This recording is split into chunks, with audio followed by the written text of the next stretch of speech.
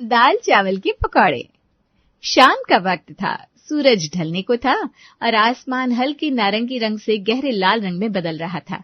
घर के दरवाजे के बाहर रखी पुरानी चौकी पर दादी बैठी थी, हाथ में पंखा लिए आने जाने वालों को देख रही थी। ये था कौशल्या निवास। यहाँ शाम एक इमोशन की तरह थी। चाहे कितने भी मेहमान आए हुए हो, कितनी भी भीड़ हो, पकौड़े हमेशा बनते थे। वो तेल में छनती आवाज, बेसन की खुशबू और घर भर में दौड़ते बच्चे, ये कौशल्या निवास का एक हिस्सा थे।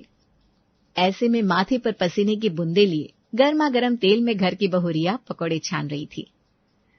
एक तो इस शहर में कभी बिजली रहती नहीं है, भगवान जाने 2-2.5 हजार का बिजली बिल कैसे आ जाता है। ऊपर से ये रसोई इतनी छोटी है कि एक तरह से हाथ सीधा करो तो हाथ खिड़की के बाहर चला जाता है। और खिड़की कौन सी अच्छी है, एक तो शीशे खुलते नहीं। अरे खुले तो कम से कम रसोई में वेंटिलेशन हो, सांस ले सके आदमी। बाहर का मौसम कितना अच्छा हुआ जा रहा है। ऐसे में एंजॉय करने की जगह रसोई में पकौड़े छानने की ड्यूटी मिली है मुझे। क्या किस्मत पाई मैंने। कहानी की शुरुआत में सब कुछ कितना रंगीन लग रहा था ना। असल में यही तो होता है, मेहमानों के आने से घर का माहौल बदल जाता है। माहौल बाकी सबके लिए रंगीन हो जाता है, सिवाय उस औरत के जो रसोई में पसीने से लथपथ काम कर रही हो। रिया पकौड़े छान रही थी कि उसकी सास मेनका बाहर से आवाज लगाती है, बहू पकौड़े तैयार हुए कि नहीं? चाय तो कब की परोस दी तूने, अब पकौड़े के चक्कर में यहाँ चाय ठंडी हुई जा रही है। ना चाय पी पा रहे हैं, ना पकौड़े खाने को मिल रहा है। बस माँ जी 2 मिनट में निकाल रही हूँ। यहाँ गर्मी में इंसान उबल रहा है और इनको गर्म चाय चाहिए। अरे भाभी देखो, हड़बड़ी में गड़बड़ी मत कर देना। पकौड़े अच्छे ना बने तो दादी पापा से शिकायत लगा देंगी। हाँ तो बोलू भी नहीं क्या, मुंह पर ताले जड़ दो मेरे। दाई बेटी घर आई हुई है, उसके बच्चे आए हुए हैं और पकौड़े बनने में इतना वक्त ले रही है रिया। अब मैं जाऊं क्या रसोई में? अंदर ही चिपक कर रह जाएगी क्या बहू? तभी हाथ में पकौड़े की प्लेट लिए रिया बाहर आती है। आज आलू वाले बनाए हैं या प्याज वाले? दोनों ही मिलाकर बना दिए पापा जी, ताकि सबको उनकी पसंद के मिल जाएंगे। हाँ नहीं, वो स्वाद नहीं आया भाभी। मम्मी तुम्हारे हाथ के पकोड़े ना तुम्हारे हाथ के पकोड़े ही हैं। बच्चों को यहाँ इसीलिए लेकर आई थी कि पकोड़े खा लेंगे, पर मुझे क्या पता था कि भाभी काम चोरी करने के लिए ऐसे मरे गिरे पकोड़े बनाकर परोस देगी। अरे पर पकोड़े जिंदा होते ही कहाँ है दीदी, और बाकी सब भी तो यही खा रहे ना। मम्मी जी के जमाने में मसाले अलग थे, खाद खेती अलग थी, तो आलू प्याज मसालों में खुद का फ्लेवर होता था। आज तो सब कुछ मिलावट का आने लगा है। अब ऐसे में वो फ्लेवर मैं लाऊं कैसे? खेती करनी शुरू कर दूं क्या? बाप रे बाप, प्रेम तू तो तीखी छुरी ले आया है सच में। सभी पकौड़ों का मजा लेते हैं। फिर कुछ देर बाद अपना पर्स उठाकर अपनी बच्चों का हाथ पकड़कर ज्योति घर से विदा होने लगती है। पकोड़े खाने के पीछे आई थी तू और ऐसे ही चली जाएगी। बहू जरा पैक करके दे दे पकोड़े, ज्योति को सफर में खा लेगी, बाकी वहां दामाद जी को भी खिला देगी। जी पापा जी अभी लाती हूँ। नहीं भाभी रहने दो, कोई जरूरत नहीं है। पकोड़ों का मजा तभी आता है जब उसके बाहर की परत क्रिस्पी हो। पैक करने के बाद तो वो सॉफ्ट हो जाते हैं, फिर ना बच्चे खाना चाहते हैं ना ये, फिर घूम फिर कर मुझे ही खाने पड़ते हैं। अरे तो फिर कोई तो तरीका होगा। बहू पकोड़ों को ऐसे पैक करो ताकि वो नरम ना हो। भाभी आपको पता होना चाहिए, पढ़ी लिखी हैं, डिग्री ली है आपने। हम तो 18 की उम्र में ब्याह गए थे। मैंने इंजीनियरिंग की डिग्री ली है दीदी। इंजीनियरिंग में पकोड़ों को क्रिस्प बनाए रखना नहीं सिखाते। कोई होटल मैनेजमेंट थोड़ी ना किया है मैंने। बताओ, भाभी इंजीनियरिंग करी है, फिर तो ये सब आना ही चाहिए। पकोड़े ना हो गए, सर का दर्द हो गया था। रिया फिर से रसोई में जाती है और आलू उबालने चढ़ा देती है। 7 बजे तक तो पकोड़े ही खा रहे हैं सब, और फिर 10 मिनट बाद रात के खाने की डिस्कशन शुरू हो जाएगी। जिंदगी बर्बाद हो गई मेरी इन पकौड़ों के पीछे। अपनी बड़ी ननद को विदा करने के बाद रिया रात का डिनर बनाती है और सभी को परोसती है। सही है, खाना अच्छा बनाया। बहन बिटिया घर आकर जाती है ना बेटा, तो रसोई में समृद्धि देती है। वाह वाह वाह वाह, मतलब कि इसमें मेरी तो कोई कंट्रीब्यूशन ही नहीं है। अच्छा तो सभी के लिए होगा भैया, मेरे लिए क्या अच्छा है? आपको पता है ना, भाभी के चावल बिना खाए मुझे तृप्ति नहीं होती, तो थोड़े से चावल एक्स्ट्रा बना दिया कीजिए दोपहर में। दोपहर के चावल ही खा लिया करूंगी। अरे बेटा तू अपना मन खराब मत कर, 2 मिनट तो लगता है चावल बनाने में, बस कुकर में सीटी ही तो देनी है। जा बहू जल्दी से थोड़े चावल बना दे, सीमा खा लेके। सुबह नाश्ता भी कहाँ कर पाती है वो, हड़बड़ी में तो बेचारी स्कूल निकल जाती है। रिया रसोई में जाती है और माप लेकर अपनी ननद के हिसाब से ही चावल कुकर में चढ़ा देती है। 10 मिनट बाद रिया चावल लेकर बाहर आती है। गर्मा गर्म चावल देखते ही सभी अपने हाथ आगे बढ़ा लेते हैं। ये ऐसे बरकत लाएगी तू रसोई में। एक मेनका का काम होता था, जब भी रसोई में जाती थी ऐसे खाना बनाती थी, कभी किसी के लिए कम ना पड़े। अगर चावल बनाए ही थे बहू तो थोड़े तो ज्यादा बनाती, और लोग भी तो है घर पर। अब अकेली सीमा चावल खाएगी और सब मुंह देखेंगे क्या? प्रेम भी तो खाता है चावल। दादी सही कह रही है भाभी, मन तो मेरा भी था, खैर कोई बात नहीं, अब से ध्यान रखूंगी दादी। अगले दोपहर के लिए 12:30 बजे ही रिया रसोई में जाकर दाल, चावल और सब्जी की तैयारियों में लग जाती है। हर रोज माप कर 3 कप चावल बनाती हूँ, आज 4 कप बना देती हूँ, फिर रात में सभी के लिए थोड़े चावल बच जाएंगे, वरना रात को फिर से चावल बनाने को बोल दिया जाएगा। रिया दोपहर का खाना तैयार करती है। विवेक और प्रमोद दुकान से लौटते ही सभी एक साथ खाने बैठ जाते हैं। दाल ज्यादा बनाई है ना बहू, रात को मिल जाएगी ना मुझे? हाँ हाँ पापा जी, आराम से। दादी की बात ध्यान में रखकर ही खाना बनाया है आज मैंने। मुझे चावल मत दो भाभी, मेरा मन नहीं है, मैं रोटी ही लूंगा। अब जरा दाल और दे दो। रिया प्रेम की कटोरी में दाल डालने लगती है कि उसे रोकता हुआ प्रेम कहता है, नहीं भाभी, मुझे दाल का मोटा हिस्सा मत दीजिए, बस ऊपर की पतली पतली दाल उतार कर दे दीजिए। इस मामले में आप मेरे देवर नहीं, मेरे सगे भाई ही लगते हो क्योंकि देवर जी मुझे भी दाल के ऊपर का पानी ही पसंद है। रिया मुस्कुराती है और प्रेम की पसंद के हिसाब से उसे ऊपर का हल्का दाल पानी दे देती है। धीरे धीरे परिवार के बाकी सदस्य भी अपनी अपनी थाली बढ़ाने लगते हैं और सभी ऊपर की पतली दाल ही लेने की इच्छा जताते हैं। सबकी पसंद को ध्यान में रखते हुए रिया सभी को हल्की दाल दे देती है, पर इससे अब रिया के लिए सिर्फ नीचे की गाढ़ी दाल ही बचती है, वही जो किसी ने नहीं ली थी। ये दाल मुझसे तो खाई नहीं जाएगी, मुझे गाढ़ी दाल पसंद ही नहीं है। एक तो मुश्किल से 5 मिनट खाने को मिलते हैं, उसमें भी ये गाढ़ी दाल। सभी को दाल का पानी चाहिए ना, तो अब रात को इसी दाल को पतला करके सभी को परोस दूंगी, वरना ये दाल बची ही रह जाएगी। दोपहर का खाना खत्म होता नहीं कि वहां पकौड़े पकौड़े की आवाज पूरे घर में गूंजने लगती है। गल्ला छोड़कर आया हूँ बहू, जल्दी से पकौड़ा परोस दे, मैं खाकर जाऊंगा, तब तो विवेक आएगा। और हाँ, कुछ पकौड़े ना दुकान के स्टाफ के लिए पैक कर देना। हाथ हो गई, बस एक बैटरी फिट नहीं की गई मेरे शरीर में, नहीं तो मुझ में और रॉबर्ट में ज्यादा अंतर अब बचा नहीं है। भागते दौड़ते रिया अपने ससुराल में शाम के पकौड़े बनाने की परंपरा को पूरा करती है और फिर रात के खाने की तैयारियों में लग जाती है। सबसे पहले रात में खाने के लिए रिया सब्जी और पराठे तैयार कर लेती है। ये तो हो गया, अब सीमा दीदी के लिए चावल और पापा जी और बाकी सभी के लिए दाल गरम कर लेती हूँ। दोपहर के बचे हुए चावल को गरम करके दाल को पतला करके सब्जी पराठों के साथ रिया टेबल पर लगाती है, पर इसके बाद भी उसके ससुराल वालों को शांति नहीं होती। दाल को देखते ही कौशल्या कहती है, हाय हाय बहू, दाल परोसी ही क्यों है? इससे अच्छा सीधा पानी में नमक और हल्दी डालकर खौला कर धर देती प्लेट में। तुझे कितना समझाऊं मैं बहू, जितना भी मैं तेरा पक्ष लेना चाहती हूँ तो उतना ही काम खराब कर देती है।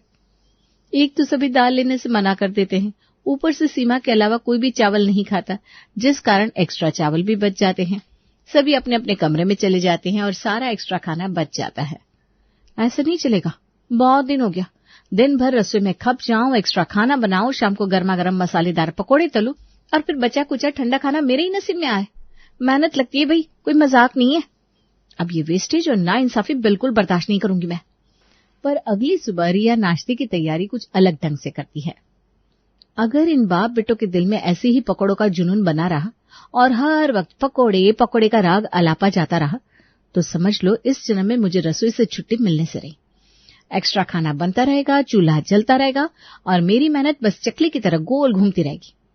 पकौड़े खाने थे ना, एक्स्ट्रा चावल बनवाने थे ना, तो अब ऐसे मसालेदार करारे पकौड़े तलूंगी कि ये पकौड़े मेरे कामों से आजादी की वजह बन जाएंगे।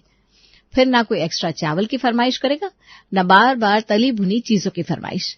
अब पकौड़े ही इस घर में मेरी बगावत का ऐलान होंगे। रात के बचे हुए दाल और चावल को रिया मिक्सर ग्राइंडर में पीसती है और उसका एक गाढ़ा बैटर तैयार कर लेती है। ये कल की बची हुई मिक्स वेज की सब्जी भी इसी बैटर में डाल देती हूँ।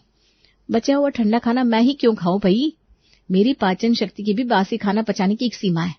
इन लोगों का बस चले ना तो लोहा भी पचाने को मुझे कहते। चावल के साथ जरा सी बची हुई सब्जी भी रिया बैटर में डाल देती है और जरा से मसाले, धनिया पत्ता बैटर में डालकर दाल चावल के पकौड़े छान देती है। बाहर हॉल में बैठे सभी लोगों को जैसे ही तिल में पकौड़े जाने के बाद छन से आवाज आती है, उनका ध्यान रसोई की ओर चला जाता है। आज नाश्ते में क्या तल रही है रिया? तुमने कुछ बोला था क्या मम्मी? अरे जितना बोलती हूँ बेटा उतना ही करती है तेरी बीवी। एक्स्ट्रा काम करने वालों में से तो रिया है नहीं। देखते हैं क्या बना रही है। सुबह के नाश्ते में चटनी के साथ गर्मा गर्म दाल चावल के पकौड़े लेकर रिया रसोई से बाहर आती है। मुझे पता है पापा जी, आपकी इच्छा तो चारों पहर पकौड़े खाने की होती है, पर आप बस मुझे इस कारण नहीं कह पाते क्योंकि मुझ पर काम का प्रेशर बढ़ जाएगा। पर मैं भी आप ही की बहू, आपके मन की बात जानती हूँ, इसीलिए आज आपकी पसंद ध्यान में रखते हुए मैंने पकौड़े बना दिए।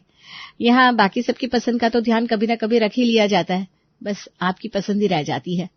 सुनकर अच्छा लगा बहू कि इस घर में कोई तो है जिसे मेरी फिक्र है। अच्छा किया, बहुत अच्छा किया जो पकौड़े बना लिए।